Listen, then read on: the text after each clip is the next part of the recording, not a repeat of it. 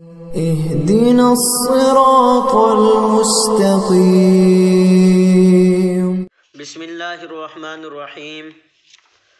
قتل الانسان ما اکفرہ. انسان پر اللہ کی مار ہو کہ کس چیز نے اس کو کفر پر آمادہ کیا ہے.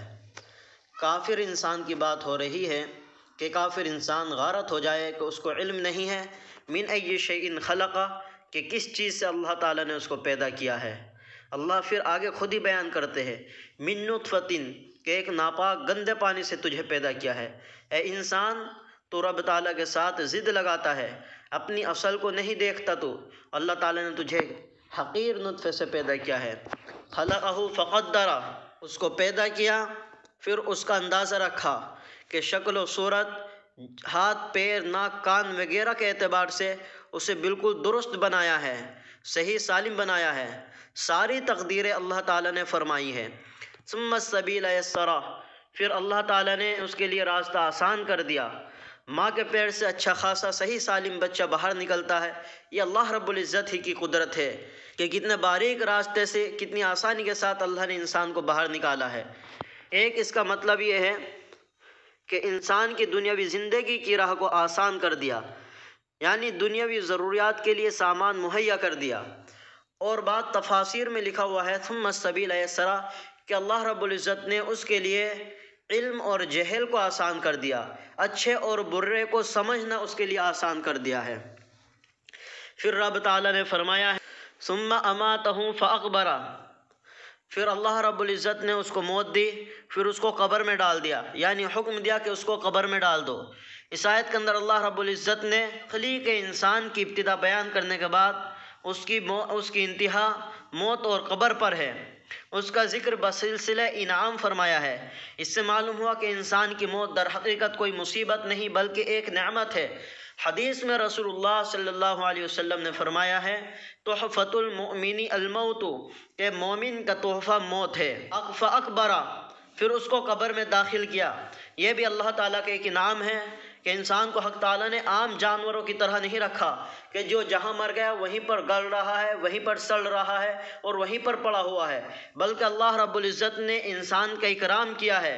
اس کو نہلا کر نئے اور پاک اور صاف کپڑوں میں ملبوس کر کے احترام کے ساتھ قبر میں دفن کر دیا جاتا ہے. یہ اللہ رب العزت کا بہت بڑا احسان اور کرم ہے. فرمایا ثم اذا شاء انشرہ پھر جب اللہ تعالیٰ چاہیں گے تو اس کو اٹھائیں گے اور اللہ تعالیٰ کی عدالت میں پیش ہوگا. اللہ کے علاوہ کوئی نہیں جانتا کہ کب اٹھایا جائے گا، یہ صرف اللہ تعالیٰ ہی کے علم میں ہے. کلا لما یقض ما امرہ انسان نے اس کام کو پورا نہیں کیا جس کا رب نے اس کو حکم دیا ہے. رب تعالیٰ نے انسان کو جو حکم دیا ہے مجموعی طور پر انسان نے اس کو پورا نہیں کیا.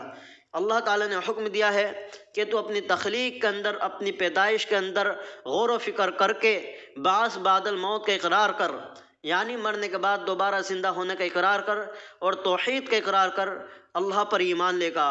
لیکن انسان نے اس کو پورا نہیں کیا. اور بات تفاسیر میں ہے کہ اس نے اپنے فرائض کو پورا نہیں کیا. اللہ تعالیٰ فرماتے ہیں اے انسان میری نعمتوں کو دیکھ اور ان سے میری قدرت کو سمجھ کہ جو نعمت رب تعالیٰ نے پیدا کی ہے اور کوئی پیدا کر سکتا ہے. جس ذات نے یہ سب کچھ کیا ہے وہی قیامت قائم کر کے حساب و کتاب بھی لے گا. فرمایا فَلْيَنْظُرِ الْإِنسَانُ إِلَىٰ طَعَامِهِ بس چاہیے کہ انسان اپنے کھانے کی طرف دیکھے کہ کتنی قوتیں اس کے تیار کرنے میں لگی ہوئی ہے. وہ قوتیں کس نے پیدا کی ہے؟ کھانے کے تیار کرنے میں رب تعالیٰ کی قدرت دیکھ. فرمایا انا صببنا الماء صبا بے شک ہم نے آسمان سے پانی کو برسایا ہے. ثم شققنا الارض شقا پھر ہم نے زمین کو پھاڑا ہے. اگر ہم زمین کو نہ پھاڑتے تو اتنا نرم اور اتنا نازک پودا زمین سے باہر کس طرح آ سکتا تھا.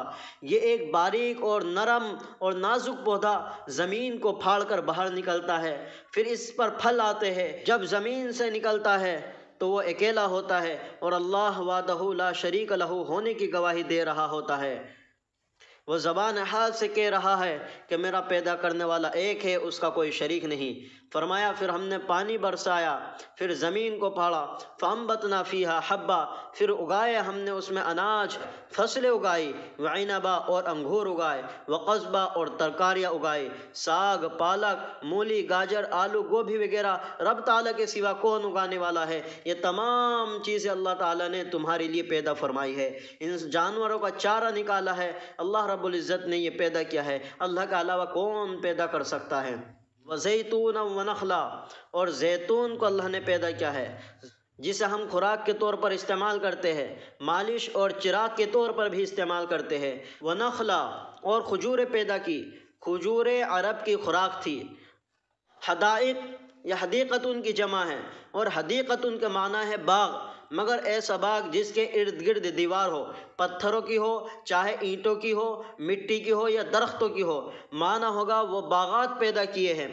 حدائق و غلبا، مراد ایسے باغات ہیں جن کی ٹہنیاں ٹہنیوں میں گھسی ہوئی ہو، کوئی تمیز نہ ہو کہ یہ کس درخت کی ٹہنی ہے اور یہ کس درخت کی ٹہنی ہے، معنی ہوگا گھنے باغات۔ وفاکہۃ و ابا، فاکہہ بولتے ہیں ان میووں کو جن کو انسان کھاتے ہیں، اور ابا بولتے ہیں اس چاروں کو جس کو چوپائے جانور کھاتے ہیں۔ اور رب تعالیٰ نے پھل پیدا کیے ہیں اور چارہ پیدا فرمایا ہے۔ متاع لکم ولانعامکم، تمہارے اور تمہارے جانوروں کے فائدے کے لیے ہے۔ یاد رکھو جس رب نے ان سب چیزوں کو پیدا کیا وہی رب تعالیٰ قیامت قائم کرے گا، اور اس کے لیے قیامت قائم کرنا کوئی مشکل نہیں ہے۔ فرمایا فَإِذَا جَاءَتِ الصَّاخَّةُ، کہ جس وقت کانوں کو بہرا کر دینے والا شور برپا ہوگا۔ حضرت اسرافیل علیہ السلام جس وقت شور پھونکیں گے، دور والے بھی ایسے ہی سنیں گے جیسے قریب والے سنیں گے، ایسی سخت آواز ہوگی کہ کانوں کے پردے پھٹ جائیں گے۔ کانوں کے پردے پھٹنے سے مراد یہ ہے کہ قوت سماعت کے جاتے رہنے کے قریب ہونا، وہ بہت سخت دن ہوگا۔ فرمایا یوم یفر المرء من اخیہ، جس دن بھاگے گا آدمی اپنے بھائی سے، وہ امہ و ابی، اور اپنے والدین سے، وہ صاحبتہ و بنی، اور اپنی بیوی اور اپنی اولاد سے بھاگے گا۔ روایت تم پہلے سن چکے ہو کہ ایسے لوگ بھی ہوں گے جن کی نیکیاں برابر ہوگی، اللہ تعالیٰ فرمائیں گے کہ تیری نیکیاں برابر ہے، ایک نیکی کہیں سے تلاش کر کے لا۔ وہ کہیں کہیں جائے گا، دوستوں کے پاس، والدین کے پاس، بھائی کے پاس، بہن کے پاس، کوئی بھی اسے ایک نیکی بھی نہیں دے گا۔ ہر ایک اس سے یہ کہے گا کہ اگر ہم تجھے نیکی دے دیں گے تو پھر ہم کہاں جائیں گے؟ میدان محشر میں ہر ایک کو اپنی اپنی فکر ہوگی۔ آج دنیا میں بے شمار مثالیں ہیں کہ بھائی بھائی کے لیے جان دے دیتا ہے، ماں کے لیے جان دے دیتا ہے، بیوی کی عزت بچانے کے لیے جان دیتا ہے، یار دوستوں کے لیے جان دے دیتا ہے، لیکن وہاں ایک نیکی دینے کے لیے کوئی تیار نہیں ہوگا۔ بڑا مشکل دن ہوگا۔ لِكُلِّ امْرِئٍ مِّنْهُمْ يَوْمَئِذٍ شَأْنٌ يُغْنِيهِ، اور اس دن ہر آدمی کے لیے ایک حال ہوگا، جو بے پرواہ کر دے گا اس کو دوسروں سے، یعنی ہر ایک کو اپنی جان کی مصیبت پڑی ہوگی، کوئی کسی کی طرف توجہ نہیں کر سکے گا، نہ بھائی کی طرف، نہ والدین کی طرف، نہ رشتہ داروں کی طرف، نہ دوستوں کی طرف، کوئی کسی کی طرف توجہ نہیں کرے گا، کوئی کسی کے کام نہیں آئے گا۔ اللہ تزر وازرۃ وزر اخری، کوئی کسی کا بوجھ نہیں اٹھائے گا۔ آج دنیا میں یار دوستی نبھانے کے لیے قتل تک کے بوجھ اٹھا لیتے ہیں، یار کی جان بچانے کے لیے، لیکن وہاں کوئی کسی کا کام نہیں آئے گا۔ تو میرے عزیزو، آنکھیں بند ہونے کے بعد ہمیں معلوم ہوگا کہ ایک مرتبہ سبحان اللہ کہنے کا کتنا بڑا ثواب ہے، ایک مرتبہ اللہ اکبر کہنے کا کتنا بڑا ثواب ہے، ایک دوسرے سے پیار محبت سے بولنے کا کتنا بڑا ثواب ہے، خوش اخلاقی کے ساتھ کسی سے پیش آنے سے کتنا بڑا ثواب ہے، نیک لوگوں سے تعلق کرنے سے کتنا بڑا فائدہ ہے، عالموں سے محبت کرنے سے کتنا بڑا فائدہ ہے۔ اللہ تعالی ہمیں جنت نصیب کرے۔ جب کل ہم بھی اور آپ بھی سب جنت میں چلے جائیں گے تو اللہ تعالیٰ فرمائیں گے میرے بندو بتاؤ تمہیں کیا چاہیے، تو ہم کہیں گے اللہ ہمیں تو سب کچھ مل گیا، اب کسی چیز کی ضرورت نہیں۔ تو اللہ تعالیٰ فرمائیں گے کہ ابھی اور باقی ہے، کہ بتاؤ کیا باقی ہے۔ تو وہاں بھی ہم علماء کو تلاش کریں گے۔ آج دنیا کے اندر بھی کوئی مسئلہ آ جائے تو فوراً عالم کے پاس جاتے، علماء کو تلاش کرتے۔ ابھی 2-3 دن پہلے کی بات ہے، مولانا بتا رہے تھے کہ ایک شخص مغرب کے بعد آیا، بھاگا دوڑا، ہانپ رہا کانپ رہا، اس کے پاس عدالت کی فائل ہے اور تھانے کی فائل ہے، اور کانپ رہا، طلاق کا مسئلہ تھا۔ اگر آدمی کو مسئلہ پیش آ جائے تو دنیا کے اندر بھی عالم کے پاس جاتا ہے، تو وہاں بھی علماء کو تلاش کریں گے، علماء کے پاس جائیں گے اور علماء سے معلوم کریں گے کہ بتاؤ ابھی ہمیں ملنے سے کیا چیز باقی ہے۔ تو علماء فرمائیں گے کہ سب کچھ مل گیا، ابھی اللہ کا دیدار باقی ہے۔ ابھی اللہ کا دیدار باقی ہے، کہ جنت تمہیں مل گئی، ابھی جنت والا باقی ہے۔ تو میرا عزیزو، آنکھیں بند ہونے کے بعد ہمیں معلوم ہوگا کہ یہ چھوٹی چھوٹی نیکی ہمیں مرنے کے بعد کتنے کام آئیں گی۔ آج دنیا کے اندر نیک لوگوں سے تعلق کرنا، نیک لوگوں سے محبت کرنا کتنا بڑا فائدہ ہے۔ عزیزو، آنکھیں بند ہونے کے بعد ہمیں معلوم ہوگا کہ نیک لوگوں سے محبت کرنے سے کتنا بڑا فائدہ ہے، عالموں سے محبت کرنے سے کتنا بڑا فائدہ ہے۔ اللہ کے واسطے کبھی کسی نیک لوگوں کو، کبھی کسی عالم کو یا کسی عام بندے کو بھی برا نہ کہو، بس اپنی اصلاح کرو، ہر وقت اللہ کا ذکر کرو، چلتے پھرتے اٹھتے بیٹھتے وقت اللہ کو یاد کرو، آخرت کو سامنے رکھو۔ اللہ ہمیں عمل کی توفیق عطا فرمائے اور اس بڑے سخت دن سے اللہ ہماری حفاظت فرمائے۔ فرمایا لِكُلِّ امْرِئٍ مِّنْهُمْ يَوْمَئِذٍ شَأْنٌ يُغْنِي، کہ اس دن ہر شخص اپنی اپنی میں پڑا ہوا ہوگا، کوئی کسی کے کام نہیں آئے گا۔ وُجُوهٌ يَوْمَئِذٍ مُسْفِرَةٌ، کہ اس دن کچھ چہرے روشن ہوں گے۔ یہ مومن ہوں گے، نیک عمل کرنے والے، جنہوں نے توحید و سنت پر چل کر اللہ تعالیٰ کو راضی کیا ہے، بدعات اور خرافات سے بچے ہیں۔ ضاحکۃ مستبشرہ، ہنسنے والے، خوشیاں منانے والے ہوں گے۔ وجوہ یومئذ علیہا غبرہ، اور کچھ چہرے اس دن ان پر گرد و غبار چھائی ہوئی ہوگی، ترہقھا قترہ، اور ان پر ذلت اور تاریکی چھائی ہوئی ہوگی، اور یہ علامت ہے مشرکوں اور بدعتوں کی۔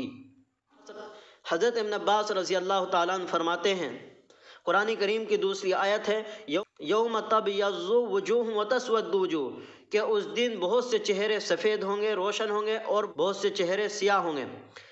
حضرت ابن عباس رضی اللہ تعالیٰ عنہ فرماتے ہیں کہ اہل سنت والجماعت کے چہرے سفید ہوں گے، اہل بدعت کے چہرے سیاہ ہوں گے۔